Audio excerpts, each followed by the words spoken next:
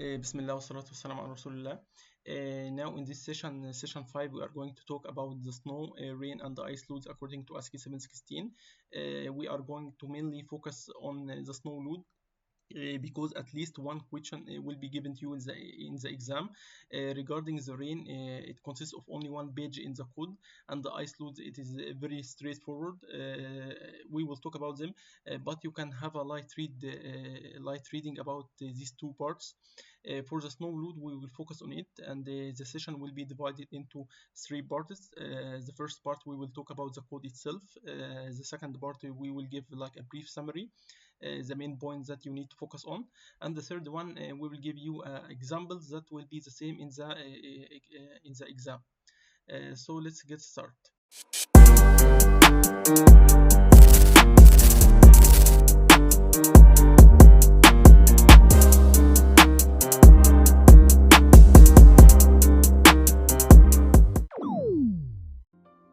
So the first thing we are going to talk about the definitions. The first one, it is the drift. The drift here, it means the accumulation of wind-driven snow that results in a local surcharge load on the roof structure at locations such as parapet or roof step. So if you have a building here, a building, the roof of the building, and you have a parapet. Okay, so the snow will be fall with the direction. It depends on the wind direction.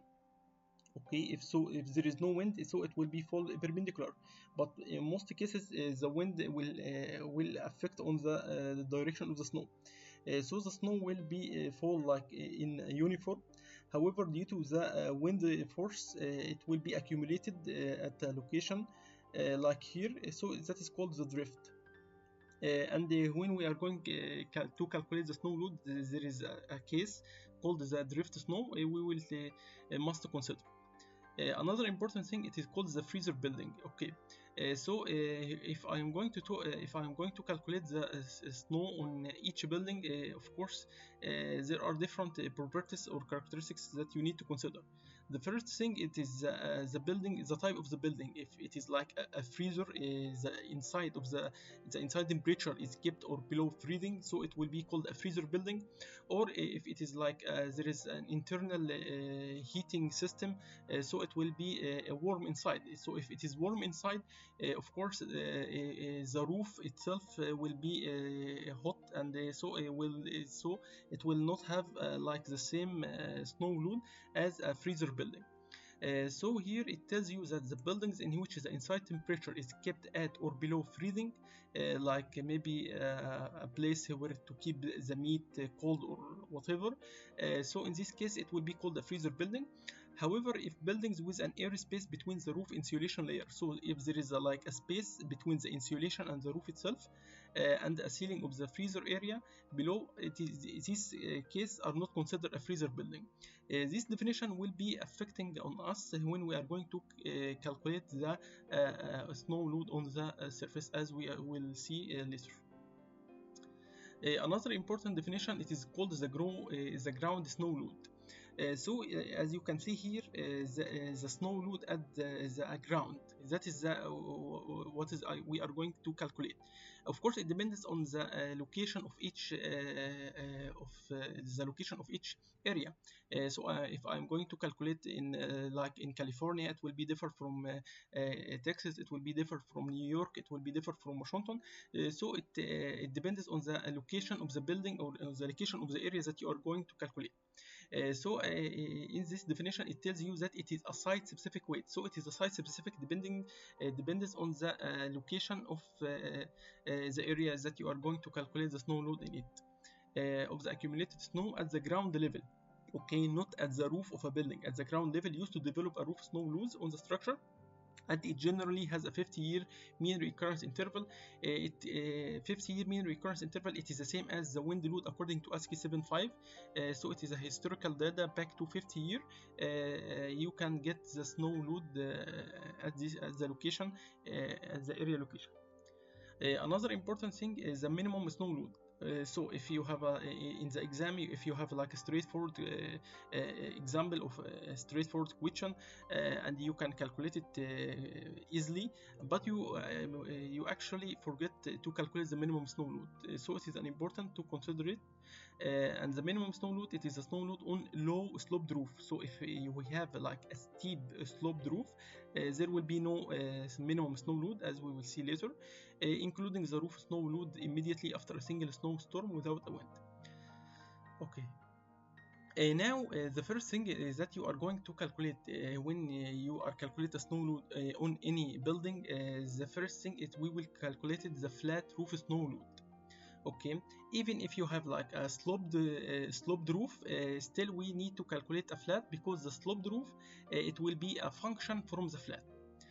So as you can see, the PF, that is the flat snow load, the PF, it depends on four parameters. The first one, it is the CE and the CT and IS and the BG. BG, as I told you, it is a ground snow load, and of course it will be given to you. It depends on the location. Another important thing, it is the IS, that is importance factor. As we talked before, like in chapter 1, the snow importance factor, so it is very important to define the risk category of the building. So in the exam, he will give you like the building is a commercial or residential or whatever. So you must understand what is the risk category of this building according to chapter 1, and after that you will have to calculate the IS. The IS here, it is the importance factor. So if you have like 0.8, 1, 1.1, 1.2. Regarding the other two, the CE, okay, let's start with the ground snow. As we can see, the ground snow, like for Alaskan locations, it will give you like this. So we need to open the code itself.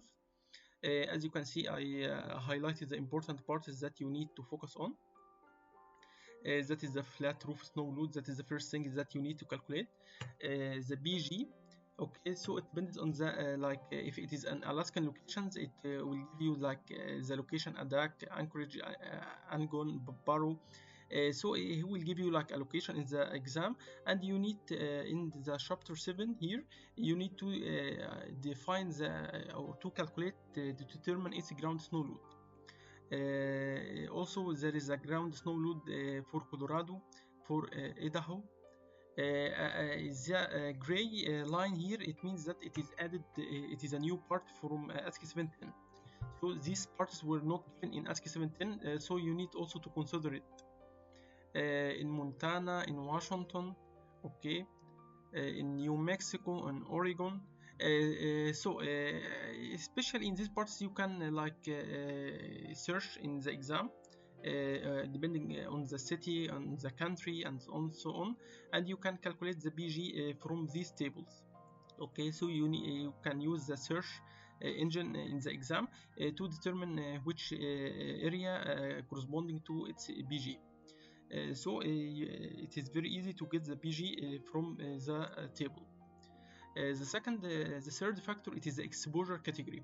Okay, as I told you, there are different factors. One is the exposure factor. It is like the outer factor. It depends on the location of the building with the surroundings of the other. Meaning that if you have like the case 1, I have like this case 1, I have a building here, a surrounding with tall buildings. Another case, we will call it case 2, I have my building is very tall, corresponding to the others. Okay, so that's my building. So it depends on the type of the building here. The factor, the C exposure factor, it will be affected from these two cases. So the one that I showed you, that the case 1 and case 2, it is here the fully exposed or partially exposed or sheltered. So like in the case 1, it will be like I will give it to you, it is sheltered. Okay, it is sheltered. Case 2, it is fully exposed because it is the highest one. So he will tell you that you have the highest building in the surrounding, meaning that you have a fully exposed. If you are the lowest building related to the surrounding buildings, then it will be sheltered. Okay, so that is the exposure of the roof. Okay, that is important. So it depending on what he will give you in the exam. Another important thing, it is the surface roughness category, and of course we saw that in chapter in session 3 in chapter 26 for the wind load. Like the B for the urban and the C for neither B or D. D for the flat non-obstructed area like on the coastal regions and so on. It will be D. So it is very also important, the surface roughness. Okay, so the exposure category depending on like the outer factors, the location of the building corresponding to the surrounding buildings, and the other thing it related to the surface roughness category. Okay, the fourth one and the last one, it is the thermal factor. As I told you, this is like the freezer building and so on. He will give you like the thermal condition of the building. The first one, all structure except as indicated below, it will be 1. Structures kept just above freezing and others with cold ventilated roofs in which thermal resistance are value between the ventilated space and the heated space and so on and so on. He usually will not mention you in the R value in the exam. Maybe he will give it to you directly, or he will just tell you that it is above freezing. So if it is above freezing, not freezing, it will be 1.1. If it is freezer building, as we talked about before in the definition, it will be 1.3. And so meaning that if the building is very freezer, this factor will increase the flat roof snow. If it is unheated and open air structures, it will be 1.2. It is also an important, because he will tell you like that is an open air structure. Like I have a shelter. Okay, so I have like a shelter.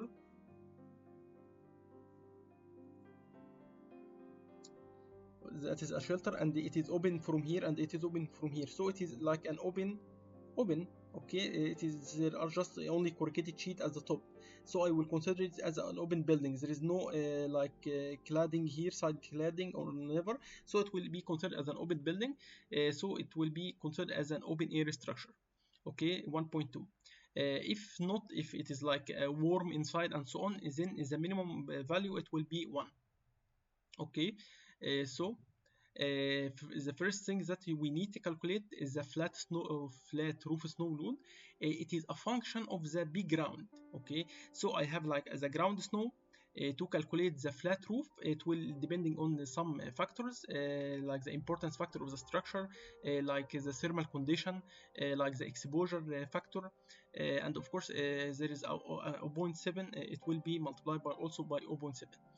So in this, the first thing is that you will need to calculate, when you calculating any snow load, you need to calculate the B flat. Okay, because after calculating the B flat, you need to consider also the minimum snow load for low slope roofs, the BM. Okay, the B minimum. So after calculating the B flat, so I have calculated the B flat, which is corresponding to 0.7 multiplied by CE multiplied by CT multiplied by IS multiplied by the B ground. Okay, so in my case, like I have a low sloped roof, or maybe I have a flat roof,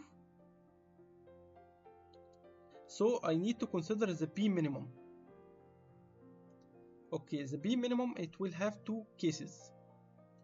The first case, if I have like a monoslope or hip and gable roof with slopes less than 15 degrees, then I will have two cases. The first case, if the B ground is 20 pound per feet square or 0.96 kilonewton per meter square or less, so as the minimum, it will be the IS multiplied by BG.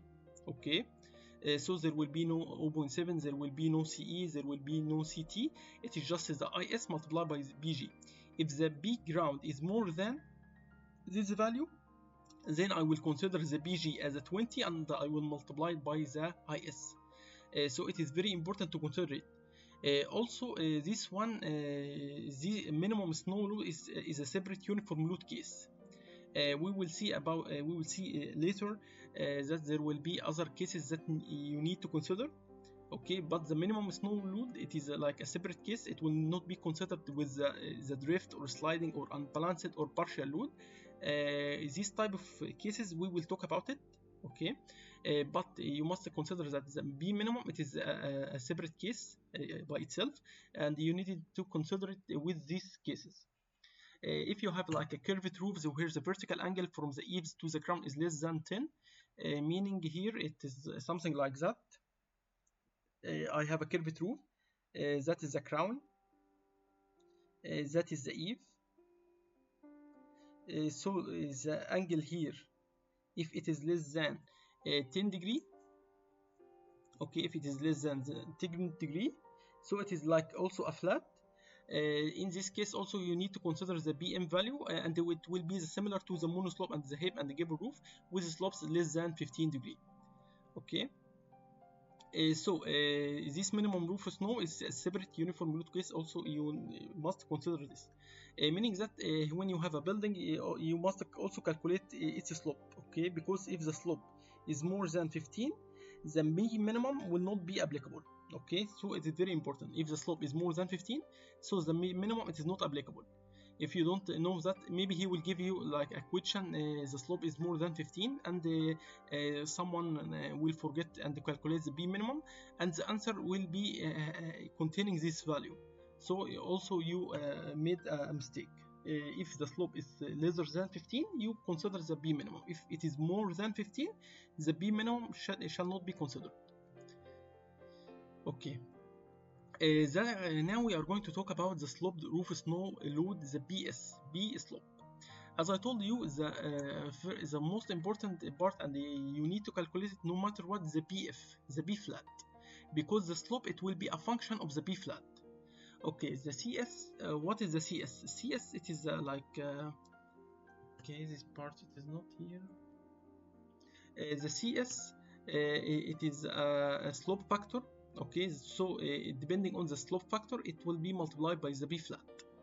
Here I must tell you that there is the difference of the slippery surface and the not slippery surface, because if the slope is because as you can see, if you have like a slope, the difference between a flat and a slope, that the snow load will fall.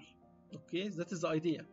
So the B slope, it will be generally equal, meaning less than or equal to the B flat.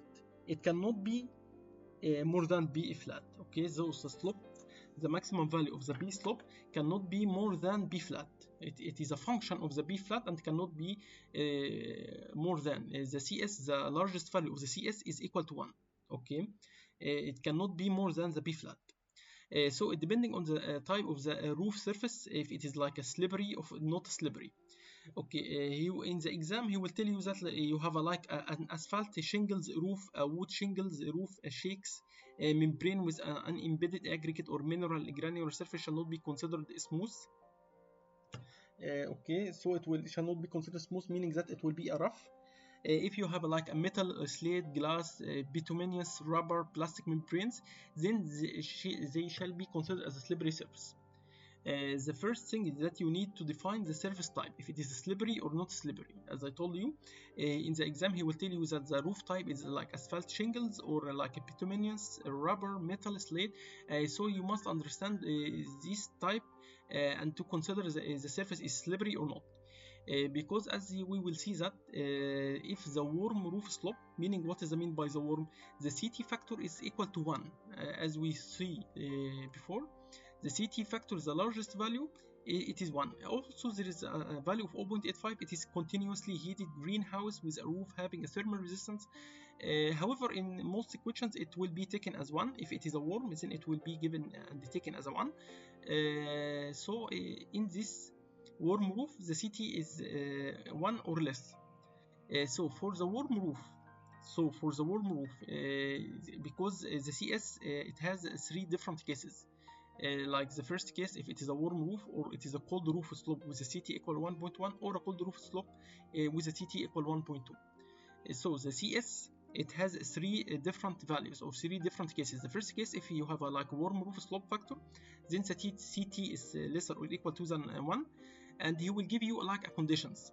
The graph here will give you like 2 lines, one solid and one dashed. The solid line it will give you like conditions that you need to meet to use it. So the first one, it is a dashed line. Here he will tell you that if you have a warm roof, okay, the first condition, I have a warm roof with an unobstructed slippery surface. Okay, so if I have a like slippery surface, meaning that if I have like a metal or slate or glass or so on, then it will be slippery. So in the exam, if he tells you like in the question like you have an asphalt shingles and you have a warm roof slope, then you will go to the solid one, okay? And of course the solid one it will give you like a higher value, meaning that if I have like a roof slope and it is a slippery surface, okay, it will give you of course lesser value because the snow will fall because it is slippery. If it is like asphalt shingles, if it is this asphalt shingles, then it will be a rough surface, and if it is a rough surface, then it will have a higher value compared to the slippery surface. So if he tells you that you have like a warm roof that don't meet the aforementioned conditions, the solid line shall be used. So if as I told you, you need to measure the roof slope. If it is lesser than 15, then you will have to consider the case of the B minimum. Okay, if not, okay, then I will not consider it.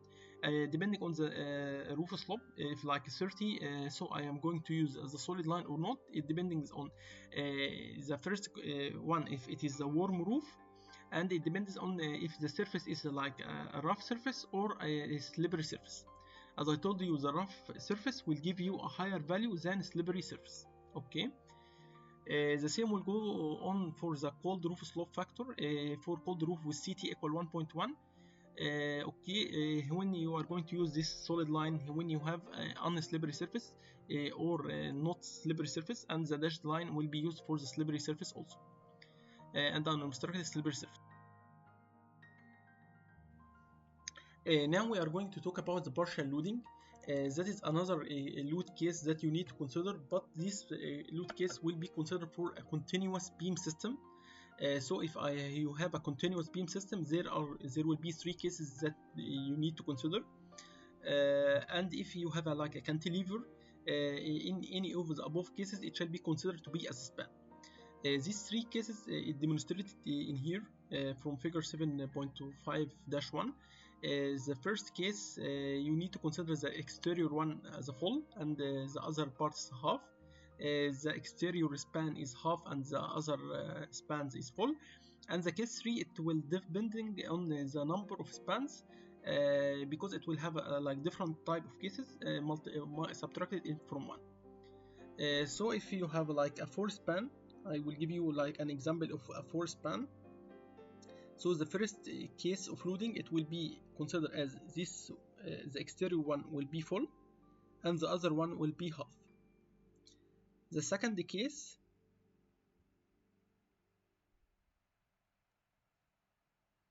this one will be half and the remainder is full. The third case, it can be given by an equation that the number of spans and you need to subtract it from 1. So in our case, I have a 4, I subtract by 1, so I have 3 cases.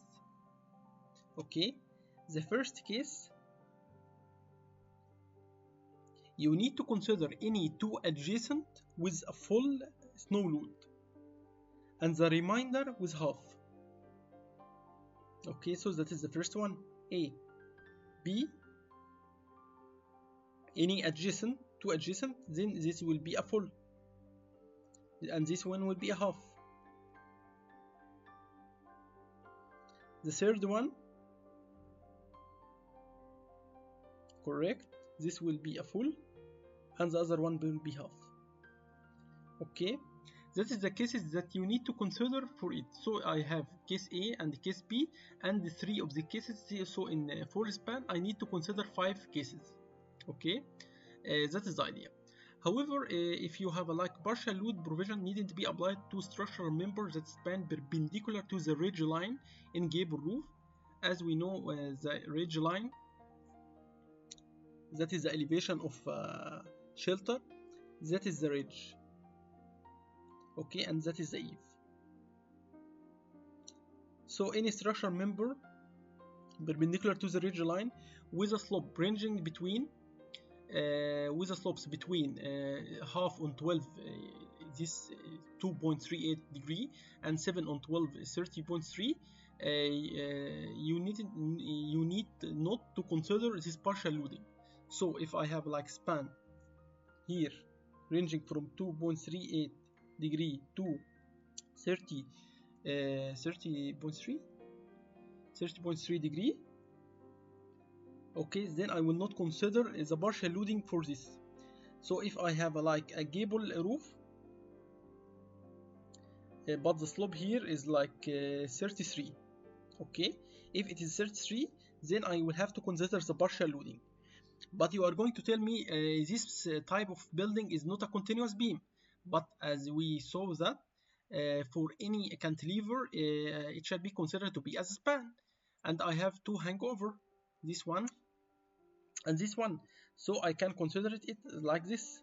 I have a 3 span, so I need to consider the full and the half and the half and the full and any two adjacent with the full and the half. So I will have like 4 cases to be considered.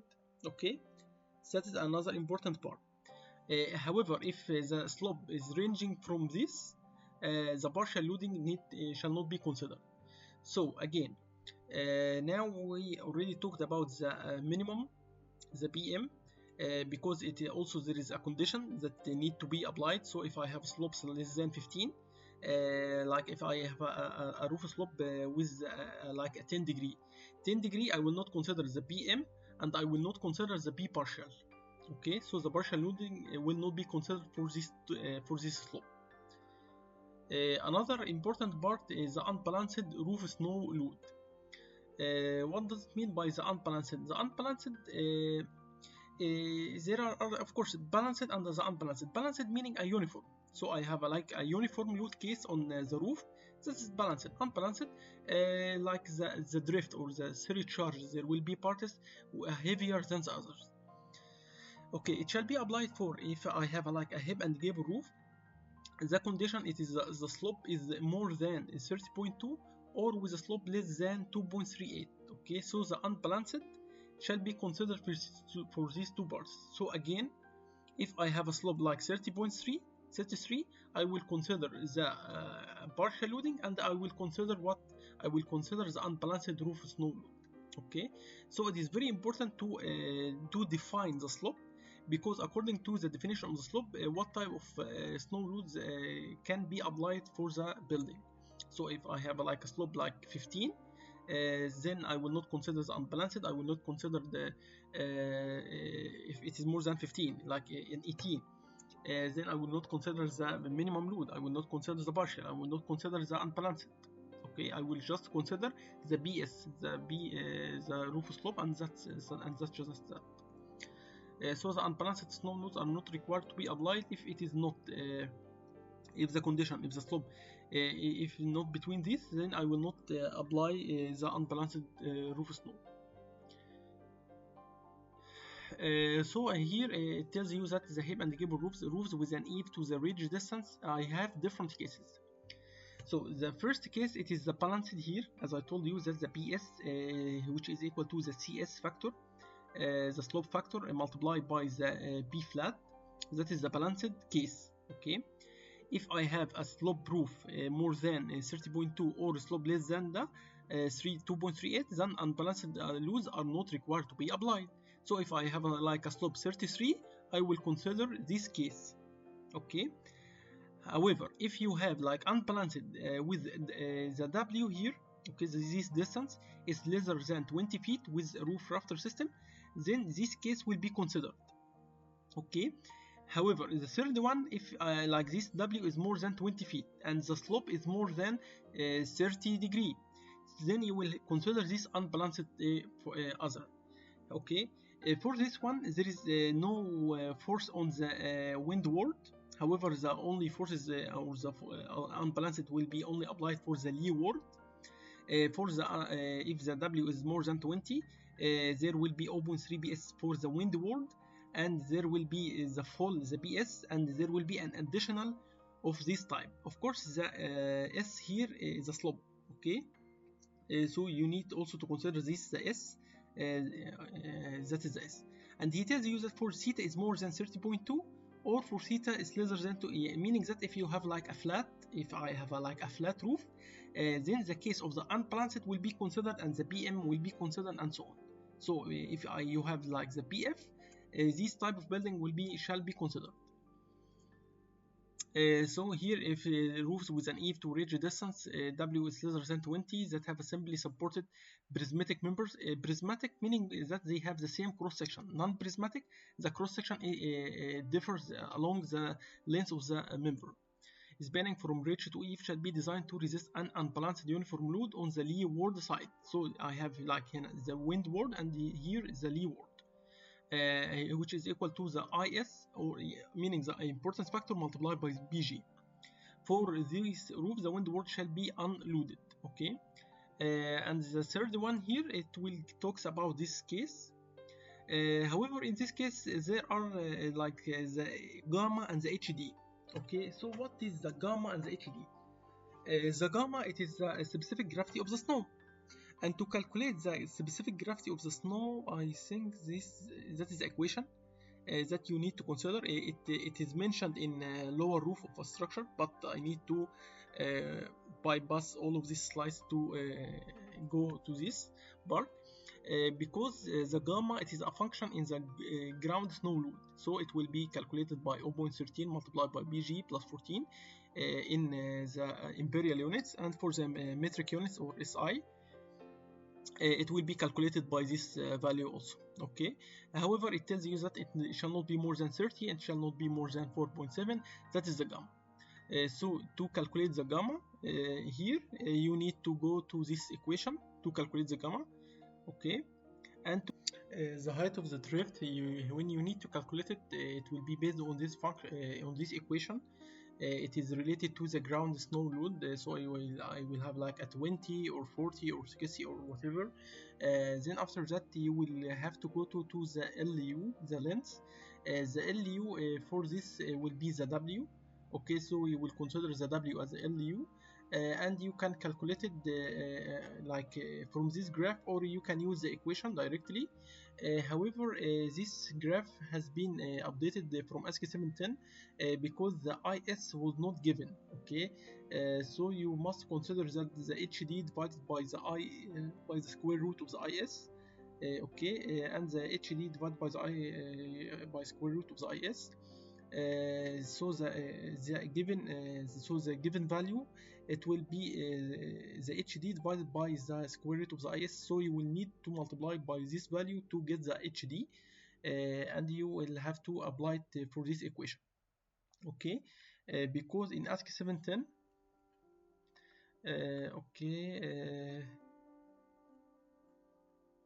here it will just give you the HD directly. Okay, there was no the divided by the square root of the IS. So that is the idea, or the difference between the both of them. Here it uses the square root of the IS. So to get the HD, you will have to multiply by the square root of the IS. I don't understand why they applied it, but in here they considered also the importance factor. Okay, they consider the importance factor in calculating the HD. So that is how you are going to calculate for the unbalanced roof snow load. So if again, if you have the balanced, then it will be the BS. The unbalanced, if the slope is more than 30.2, then you will have to consider it. If the slope is lesser than 2.38, then you will have also to consider it, as I mentioned here. If the W is lesser than 20, you will have to consider this case. If it is more than this case, the W more than 20 feet, then you will have to consider this one. And as I told you, the gamma will be calculated depending on the ground snow, and the HD will depending on the W. It will be substituted here with the LU. Okay, and you can get the value of the H drift, and you can calculate this load. Okay, for the unbalanced snow roads for curved roofs. Okay, for the curved roofs, he will give you different cases. That is the case. So you can just read it, but I don't think he will give it. Will give you examples for the curved roof. You can just read. You have like a light reading for the curved roofs, but most questions will talks about the monoslope. Will talks about the gable roof. Will talk about the regular slopes. Okay. That is the type of the building that most of questions will be talk about. But here you just need to consider like eaves and the crown and the eaves. Okay, to understand this for any curved roof. This is the shape. Okay, he will just in this figure he will use the projection, meaning that he will like project the curve here, and he will tell you that is the crown. So this one will be the crown, that is the eave. This one and this one, that is the eave. That is the eave, and it depending on the angle between the eave and the crown. Okay, so if it is more than like that, it will be with a high theta. If something like that, so it will have a lesser slope. Okay, so accordingly, if the slope at eaves is less than 30 degree, meaning that the slope here, the theta is lesser than 30, that is the case, then you will have to consider this case. Okay, as I told you, the BF multiplied by the CS, he gives you like an asterisk here, and the asterisk here meaning that they use the slope at the eaves to determine the CS, meaning that the slope at the eaves, okay, the CS as we talked it before, depending on the roof slope. So the roof slope, as we measured it from here, this theta, you will enter this value, of course, depending on the roof slope and the type of the roof, if it is a cold or warm or so on, and you can get this value. Okay. So that is the case. That is the case also for balanced roof. For the unbalanced, okay, as I told you, for the unbalanced, that is the case that you are going to use. For the leeward, you will have to apply it. And if the slope at eaves from 30 to 70, you will have to consider this case, and from the eave 30 to 70 up to 30 point, we'll consider something like that. This type of cases usually not given, will not be presented in the equations in the exam, but if you just have a light reading about it to understand the idea of it. Okay, that is for the curved roof. However, in all cases, the windward shall be considered free for snow. As you can see here, for the any unbalanced roof, the windward will be always with no snow load. Okay, unlike the case of the gable roof. The gable roof, for the other, there will be forces on the windward.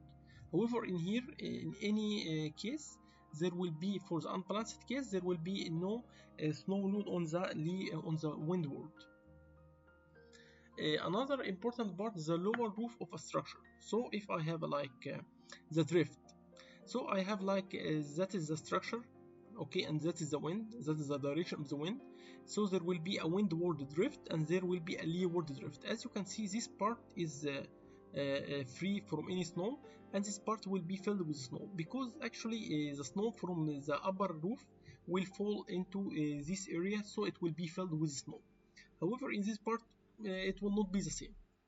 This part, it will show the snow drift on the lower roof. So this part, if I can consider this as a building, let me draw it. So if I have like a building here, building A and building B and building C. So in building A, the snow drift will be something like that. Let me draw it again. It will be something like this. However, for C, the snow drift will be something like that, and there will be some fall down it. So I will have like balanced, and then I will have the additional surcharge from due to, because that is a lower structure. That is a lower roof structure. So for the lower roof structure, you must consider this case. So if I have this building, this type of building, then I will have to use this building. However, in the exam, if I give me like the equation that you have building B, then the type of load case of drift for the lower roof structure, I will not consider it because my building is B. Okay, so if he tells you that your building is C, I must consider this case. If my building is B, then I will not consider this case. So as I told you, it depending on the location of your structure with surrounding buildings. Okay, so he tells you that the snow that forms different drifts comes from a higher roof or with the wind from the opposite direction from the roof on which the drift is located. That is the leeward drift. These two kinds of drifts, we have a leeward drift and windward drift, as mentioned here. Apply for here. In this case, you must understand all of this type. Here it tells you that you have a balanced snow load. Then you have a surcharge load due to drifting. That is the one that we are going to calculate. Okay, and he gives you that the HB. To determine the HB, of course, it will be an easy thing because it will be gamma. The HB, it will be the PS, the P slope divided by gamma. Okay, so I have the PS, the balanced snow roof, which will be like PS or the P flat or the balanced type. You can calculate it whether it is PS or PF, and then you can divide it by the gamma. And as I told you, the gamma it comes from this equation, so I can calculate the HB. So that is it is very straightforward to calculate for the balanced the HB. However, it tells you that the difference between the balanced height of the balanced snow load and the top of the higher structure, the top of the roof of the higher structure, it's called the HC. And for this part, for the drift, we will have the HD and the HC. So let me write it to you. So again, I have like a higher structure and I have my lower structure, that is the roof. So we will calculate the balanced. That is the balanced. The height, it will be HB, which is equal to the P slope divided by gamma. This P slope, which is corresponding to the CS multiplied by the P flat. Okay, so we know how to calculate it. Then the distance from this location to the top of the roof of the higher structure, it will be HC. Okay, then I will have like a surcharge. It will go to a distance of W, and the height of it will be the HD. So I will have different cases according to the height of the HC corresponding to the HD. The first case, it tells you that the drift rules are not required to be applied if the HC divided by HB is less than 0.2, meaning that the HC here is less than 0.2 HB. Okay, if the HC is less than 0.2 HB, then there will be no drift, meaning that I have like something like that. This difference, it will be like a half meter, maybe something, maybe a lesser than half meter, 0.2 meter, something very small. So is the HC divided by the HB, or is lesser than smaller than 0.2 HB. In this case, I don't need to consider the drift. Okay, so the first thing that if the difference between the heights from the above of the balanced to the top of the higher roof structure, the HC is less than 0.2 HB, then I will not need to consider this type of loading. Okay, but that is not the case that we will see in the exam. I have two different cases, the HD for leeward drift and the HD for windward drift, meaning that for each type of the leeward and the windward, we will have HD different from each case. And after calculating the HD from each case, we will take the larger of these two heights. So for the leeward drift, meaning for the leeward drift for this case, okay, the drift height HD, yes, we understand that the HD can be calculated from this equation, and the L factor or the length in the case to be used for the leeward, it will be what? It will be the length of the upper roof, meaning that it will be the length of this. Okay. So to calculate for this leeward, to get the HD, the L factor, the LU, it will be this L. That is the L in this equation. That is the windward. So for the leeward, you will need to go to this equation, and you will need to use the L factor with the length of the upper roof and the snow importance factor also from the table, because IS as we understand it. However, the HD is the length. This length shall not be more than 60% of the length of the lower level roof, meaning that if I have this length is maybe we'll give it to 20 meter, and this length is 30 meter. So the length, it will be minimum of, or not the minimum, it will be 20 meter. However, but it shall not be but shall be the lesser of 0.6 multiplied by 30, okay, which is 18 meter. Okay, shall not be يعني shall be less than 60%. So in this case I will take the 18. Okay, it cannot be more than 60% of the lower roof.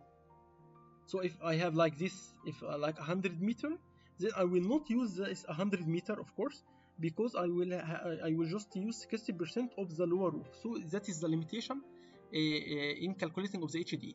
That the length, it will be the length of the upper roof. However, the length, it will be not more than 60% of the lower roof. Again, if I have like a 20 meter here, and I have like 30 meter, then the 60% of the 30 meter will be 18 meter. So my value, I will not take 20, but I will take the 18 meter to calculate the HD. So I will get the HD for the leeward. After that, I will calculate the HD for the windward. Okay, so the drift height shall be determined by substituting the length of the lower roof for LU. So in this case, to determine the HD here, I will use the LU here. Okay, I will use the LU in determining of the HD. However, the HD calculating after getting from this equation or this graph, I will multiply it by 3/4, and that is the value of the HD for the windward.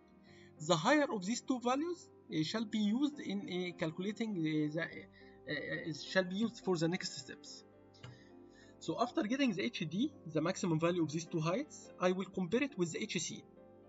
Again, what is the HC? The HC, it is the height from the balanced snow load, okay, to the LU. So again, if he give you like in exam, the difference height will give you like 2 meter. So you will have first to calculate the HB, which is corresponding to BS divided by gamma. Then the HC will be 2 meter subtracted from it to HB. Then that is the HC. Okay, then you will have to get the HD, the larger of windward or the leeward.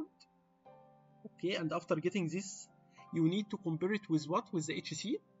If it is the HD is lesser than the HC, okay, then the W here that we need to calculate will be 4 multiplied by the HD, and the drift height, it is the HD. However, if the HD is more than the HC, so the HD is higher, so I have something like that. That is the HD. Okay, so that is the HD from here to here. That is the HD, and I have here the HC. So if the HD is more than the higher HC, so it is above the roof of the higher structure, then I will be limited with the drift height. It will be the HC, and the width, it will be this function. However, the width, it is limited to be lesser than 8 multiplied by HC. So after getting this value, I need to check with that with the W is lesser than 8 multiplied by the HC.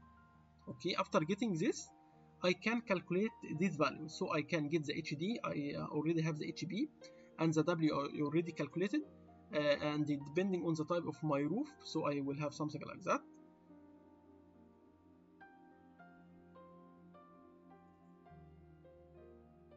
I have my balanced, that is the end of my building, so I have my balanced, and I have the additional surcharge, that is the type of building, and I can calculate the snow load on this structure easily, okay, using structural mechanics, and that's just that. That is the case of the lower roof of structure. So again, the first condition you need to check if the HC divided by the HB is if it is lesser than 0.2, meaning that the difference height between the two buildings is very small. Then I don't need to consider this. If it is more than 0.2, then I will have to calculate the HD. for the leeward drift and the windward drift, and the length that you are going to use for the upper part for the leeward, it is the upper part, but it shall not be more than 60% of the lower roof. So you can get the HD, and after that you will get the windward drift. As I told you, you will have to calculate for the lower structure. If this is the structure, then I will have to use this length, and I will use 3/4 of the HD, okay, and I will get the higher, and then compare it with the HC where I can calculate the W and the drift height. Okay, here it tells you how to calculate the gamma and the HB also. Another case, if you have adjacent structures, meaning that what does mean by adjacent structures? So if I have like a building here and my building is here, so there is a space that is an S, that is called an adjacent structure. Okay, so in this case it will be dealt with the same, but with certain limitation or certain conditions, so you can apply the same lower roof structure to this type of building. So if the horizontal separation distance between adjacent structure, which is the S, okay, if the S is less than 6.1 meter or 20 feet, or lesser than the H, 6H. What is the 6H? This is the H. Okay, so if the S is lesser than 20 feet or lesser than 6H, okay, then in this case I can consider it as they are close to each other. So the requirements for the leeward drift of section shall be used to determine the drift load on the lower structure. Okay, it will be the same. I will use the same to calculate the HD for the leeward. I will use the L from the upper roof. However, it shall be lesser than of 60% of that is the L upper, that is the L lower, that is the L upper, and that is the one, it is the L lower. Okay, that is the case, and you can calculate also the HD for the leeward. The height of the snow drift shall be the smaller of the HD based upon the length of the adjacent higher structure, and 6H minus 6 divided by 6. So I was wrong here, it will not be limited by this, but it will be based on the L upper or this factor 6 multiplied by the difference of the height, that is the H, subtract from 6 divided by S, subtract by S divided by 6. So it will be based upon this length or this one, and of course the higher length will give a higher value of the HD. Okay, so if I have like a higher length, it will give me a higher HD. Also the horizontal extent of the drift shall be the horizontal extent, meaning that the W, okay, this W, that is the horizontal extent. The horizontal extent shall be the smaller of 6 multiplied by the HD or 6H minus 6. So still the same case will be considered. For the windward drift, the requirement of section shall be used nevertheless, meaning that if I have the same building here, okay, that is the case. Also meaning still the separation distance is lesser than 20 feet and lesser than 6H. Okay, I will consider the windward, and of course to calculate the HD I will use this L, and I will consider only 3/4 of this value to consider it. Okay, if you have adjacent structures. Another important point, rain on snow surcharge.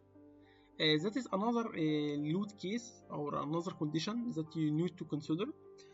This condition, if you have like the ground snow load is lesser than 20 or less, meaning that it is 20 or less, but more than 0.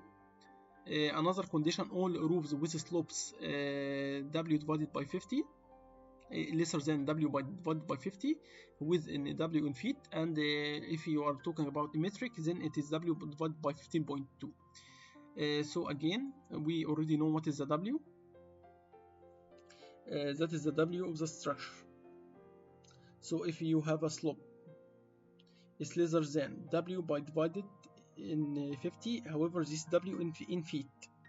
So if I have a slope lesser than this value, and the BG is lesser than 20 or less than but more than 0, meaning that if I have a ground snow load more than 20, this condition I will not apply, and if I have a slopes more than W divided by 50, this condition will not be applied.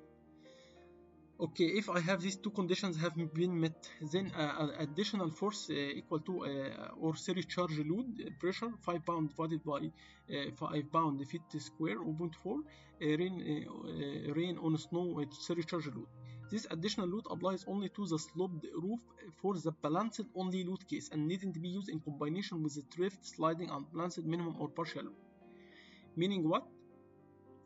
Meaning when you consider calculating the B balanced, the BS, you will have to add the additional 5 pound per feet square.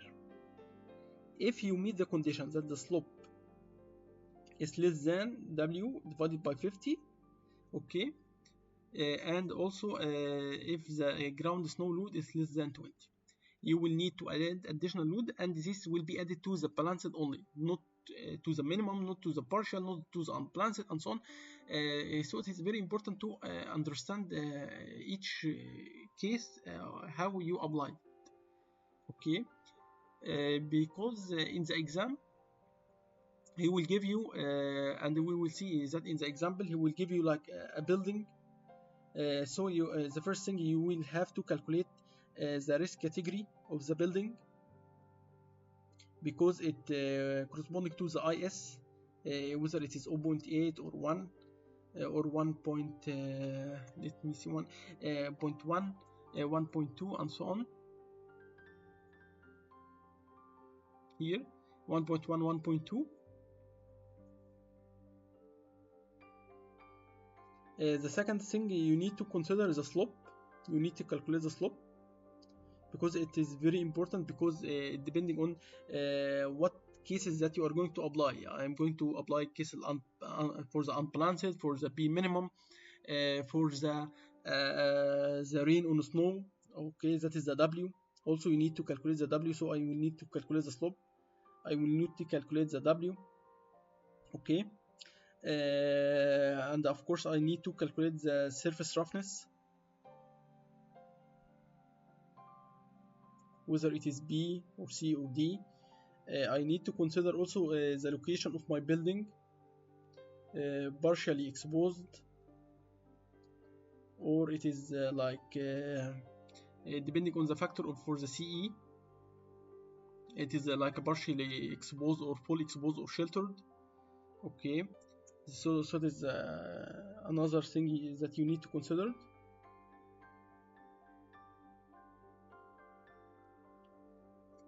So after getting all of this data, of course the big ground you need to calculate it also. Okay, and of course you need to consider the CE and the CT and the type of the surface, slippery or not slippery. Okay, all of these conditions, all of these parameters, if you understand it and you can calculate it correctly, then you will just to apply straightforward equations. So for the recap, for the nutshell, that is the steps how to calculate the snow load. First thing, you need to determine the risk category of the building to get the importance factor. Then you need to determine the ground snow load. Okay. Then you need to determine the surface roughness and the exposure of the roofs to calculate the CE, and to determine the thermal factor. Is the building it is warm or cold with the CT 1.1, 1.2, and so on to calculate the CT. Then also you need to determine the roof type, if it is monoslope, flat, hip, curved, and to determine its slope. Also for flat roofs and the slope lesser than 15, you need to calculate the B flat and to check the B minimum. Okay. Also for sloped roofs to determine if roof surface is slippery or not, and you need to calculate the PS because the CS factor depending on the type of the building, if it is warm or cold with 1.1, 1.2, there are 3 cases. And as you see, if it is slippery, then you will use the dashed line. If not slippery, you will use the sloped the solid line.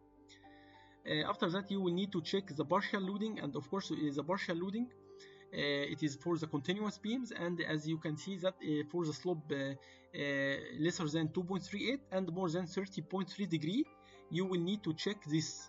Okay, then you will have to check the unbalanced, and you see the conditions like the W is lesser than 20 feet or more than 20 feet and so on, and the theta is more than 30.3 and lesser than also the condition of the slope. It is the same for the partial loading and for the unbalanced load. And after that you will need to check the drift load case. As we see, if the height of the building, the adjacent structures, there is a difference in height, so there will be a drift. If your building is a standalone, then there will be no drift, so this case will not be considered. After that you need to check the rain on snow surcharge load also. We already checked that if you have a ground snow load and the slopes is also lesser than this, you will have to add additional force for the balanced only. Okay, so after calculating all of this value, and as I told you, you will have to calculate all this: the risk category, the slope, the W, the surface roughness, the location, the BG, the C, the ET, and the type of the surface, and so on. After that, it will be an easy question for you. So let's get starting with the example. The first example, that is the example and that is the solution. So now we will start with the third chapter, the third part, which is the examples. Here he tells you that you need to determine the uniform design roof load for an emergency vehicle. So when you are reading a question for each paragraph, you need to extract information and the required information from it. So the first thing he tells you, to determine the uniform design roof. The uniform meaning that the balanced. Okay, for an emergency vehicle. So the risk category here, it will be IV. So the IS equal to 1.2. That's the first data. Located in suburban, meaning exposure B, as we know in chapter for the wind load in chapter 26, exposure B, surface roughness B. He tells you that in Cleveland, Ohio, that is the location, so we need to determine the BG. To determine the BG, whether you are going to use the tables, okay, or you are going to use the map. Usually you are going to use the map. That is the map: Washington, Montana, Idaho, Oregon, Colorado, New Mexico. Ohio will be located on this location. As I told you before, in the wind, you need to get yourself familiar with the location of each place, like Ohio, North Carolina, South Carolina, Michigan, New York, and so on. That is the boundary of Ohio. So let's go back to the map. That is the boundary. As you can see, I highlighted to you. That is the boundary. So we have a 20 pound per feet square. Then after that he tells you that the interior temperature in the winter is kept about 38 to avoid the frozen water. So he tells you it is kept about 38. So to get the CT, that is related to the CT factor. So the CT factor here, structure kept just above freezing. He tells you that the interior temperature is kept at about 38 feet to avoid frozen water pipe, so it is kept above freezing. So the CT factor will be equal to 1.1. The garage is located on a relatively open site above 30 feet from a taller structure. So that is the building, that is the garage. It tells you that the separation distance is 30 feet. Okay, that serves as an obstruction. The municipal building roof is at least 3 feet taller, and the distance is 3 feet taller. So I will consider it as a partially obstructed. That is the information needed to get the CE factor. So again, we will go to this. I already know the surface roughness is B because it is suburban and it is partially exposed, and the CE factor will be equal to 1. So again, I will go here and the CE is equal to 1. Now I have enough information to calculate the B flat. So to calculate the B flat, which is equal to 0.7 CE CT IS multiplied by BG. Okay, so the 0.7 multiplied by 1.1 CT is equal to 1.1, the IS equal 1.2, the BG is equal to 20. It will give me something like 18.5 pound per square feet. So the cases that you need to consider, of course, that is B flat. Of course, you need to consider the B slope. Okay. So the first case to consider the B slope, it is the CS multiplied by the B flat. Here it doesn't give you enough information about the type of the finishing surface. The garage is located on relatively municipal surface. It doesn't show you that if it is slippery or not slippery. Okay, if it doesn't mention you the type of the roof, I will take it the worst case, which is will not be slippery. Okay, and he tells you the CT is equal 1.1. So to consider or to calculate the factor here, I will have to go to this table, the CT. Okay, the roof slope of us, we have, as mentioned here, 1 divided by 12, so the tan inverse of this value, it will be equal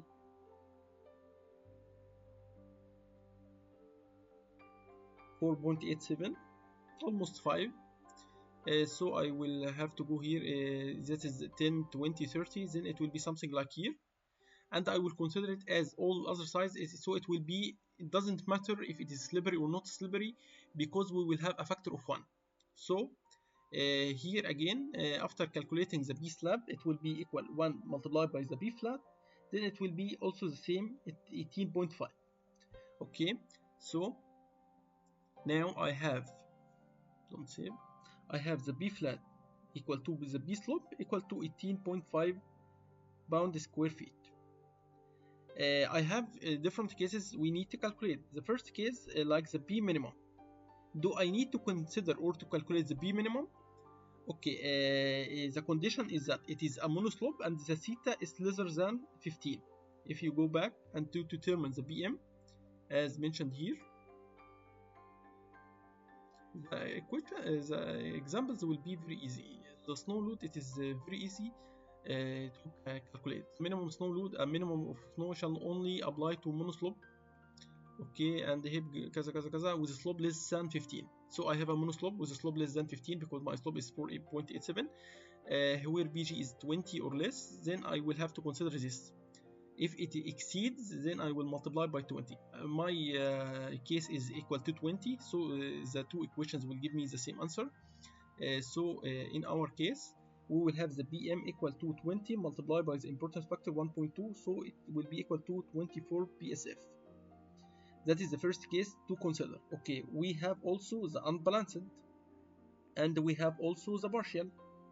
Do we need to consider them? Okay, regarding the unbalanced and the partial, the theta must be lesser than 2.38 and more than 30.3. Okay, however, my theta is 4.87, so I will not consider the partial and I will not consider the unbalanced. The third one or the fourth one, do we need to consider the snow, rain on snow? Okay, that is the case. Do we need to consider it? As we already saw here, if the BG is less than 20 but BG more equal than 0, all roof with slopes is lesser than W by divided by 50. Okay, in our example, to consider the W, it is the 30 plus 5. So my W is equal to 30 feet plus 5 feet. And when divided by 50, it will give me 35 divided by 50, so it is 0.7. However, my slope, it is 4.87 and it is not less than 0.7. So I will not consider this case. So the uniform case in our case, it is 24. So as I told you, if you calculate the 18.5 and it didn't consider the minimum, you will find the answer, and of course it is wrong. Still you need to consider the minimum, which is BM, which is 24. Okay, another case, do we need to consider, as I told you, the partial? Partial we don't need to consider it. However, if the theta is like hypothetical, if another case and the theta is more than like 33, so it is more than 30.3. So in our case we will have something like that. So the first so the partial loading will be considered. The first case it will be full, and the second one will be half, and vice versa. This one will be full, and then one will be half. Okay, the third case I have to span -1, so I will have only consider one. Meaning what? Meaning I will consider all of this as a full. Okay, so that is the three cases that you need to consider. That is the three cases that you need to consider only if it is a partial. Of course, on the unbalanced, as you already seen, also it shall be considered. However,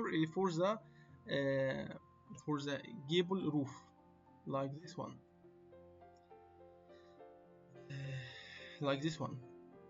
for the gable roof, it is not considered for the monoslope. However, for this case, it can be considered for the monoslope. That is the first example, and it is, as I told you, it is very straightforward. However, if you don't know what type of information you need to get, like the exposure category, it is related to chapter 26. So if you don't know the suburban, it will be you will not be able to solve it. If you don't know the BG for the Cleveland, Ohio, so also you will not be able to solve this problem. The most important for the snow load to be able to get the information needed. The second example, it is also straightforward. He tells you that you need to estimate the snow load on a building in Lansing, Michigan. See map for more information. With a sloped roof of an angle 5, assume that the roof is fully exposed category B and risk category 2. Let me explain here. So he tells you that we have a risk category 2. So the IS is equal to 1. Okay, we have an exposed category, a fully exposed, so I have a fully exposed. Okay, I have a fully exposed, and the suburban B. So to get the CE, okay, you will have to go here. I have a fully exposed and the suburban B, so I will have 0.9. So it is also the CE will be 0.9. He tells you that the okay, he doesn't tell you the type of the CT. Estimate the snow load CMAP with a slope assumes that the roof is fully exposed in the risk category. Okay, he doesn't tell you the type of the building, but on a building in Lansing, Michigan, maybe I will consider it as the CT as equal to 1 as warm. Okay, so it is a building, so it will be warm. Again, he tells me that the sloped angle, the theta, is 5 degrees. Okay, he need to estimate the roof. Okay, the B flat equal 0.7 multiplied by CE, CT, IS, BG. So to get the BG, he gave me the map here, but as I told you in the wind, I already told you where is the Michigan. Michigan, it is located in this location, in this boundary. So again, I will go here. So I have Michigan here. He tells you Lansing. Okay, the equation he already highlighted the BG, so it is an easy and straightforward. The BG is 25. Okay, so you will have to multiply by BG equal to 25 here.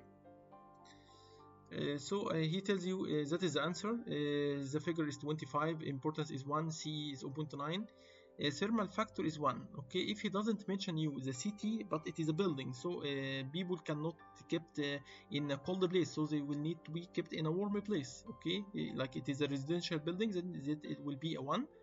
Then he will have to calculate the BF. Still, you need to consider the minimum value. Okay, which is 20, so the answer is 20. Again, the minimum value controls. So when you consider, you must check the B minimum. That is the examples of the snow load. I think it is very straightforward and it is very easy subject to study. However, you need to understand how to calculate it. Of course, in the example he doesn't mention you the adjacent structure. Okay, so in our cases, someone maybe he will tell me you need to consider the adjacent, but if we go to the adjacent structures, the distance needed to for separation it is equal to 20 feet.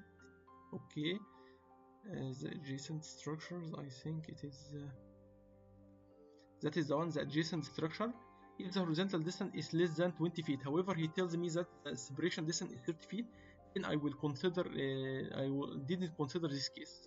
For the adjacent structure, I didn't consider because the separation is 30, not 20.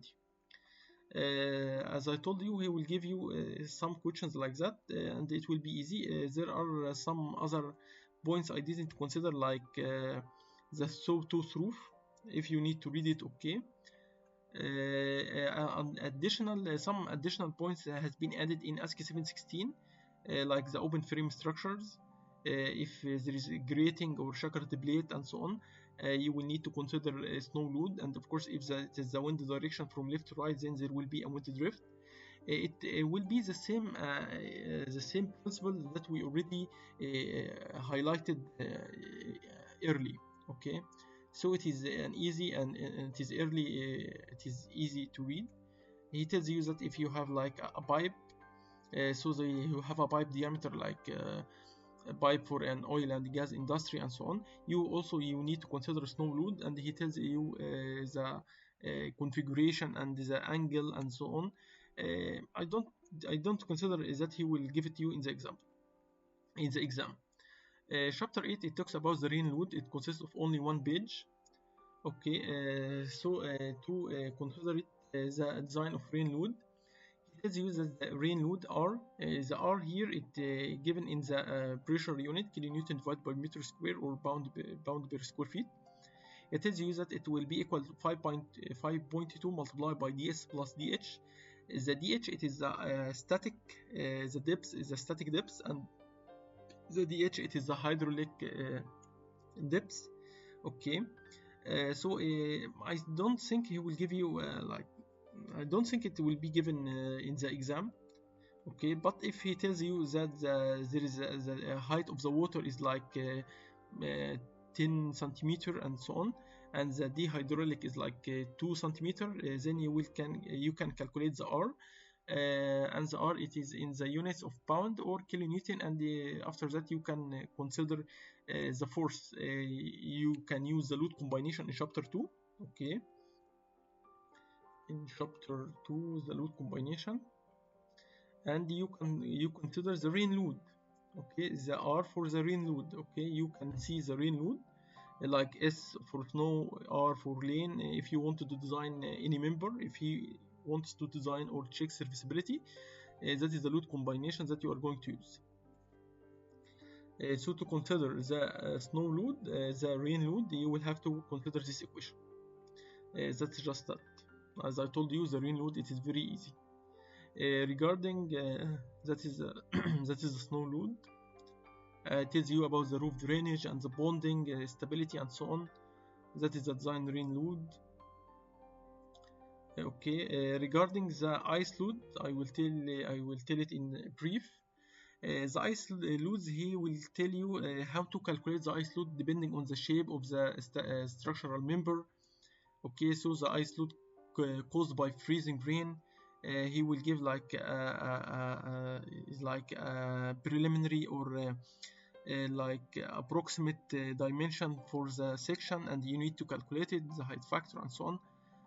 Actually, I didn't study this part, the rain or snow, when rain or ice, when I entered the exam. But it's up to you. It is very easy. It consists of 2 pages or 3 pages. You need to write, you need to read them, and it is very straightforward. But I don't think it will be shown in the exam.